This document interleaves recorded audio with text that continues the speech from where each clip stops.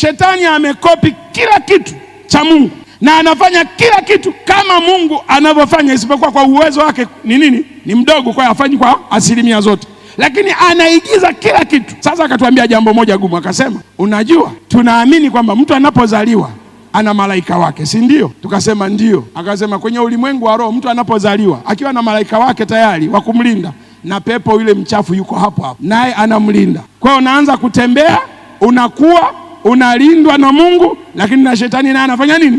Anakuvizia. Yeye huwa halindi, anafanya nini? Anavizia kwa uharibifu. Sasa ndivyo ilivyo kwenye ulimwengu wa roho. Tunapookoka si kwamba adui shetani ametuacha kabisa, amesahau. Hapana.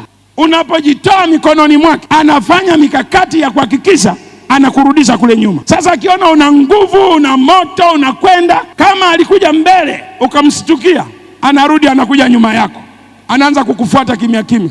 Ukimshtukia anageuka, anakuja upande wa kushoto.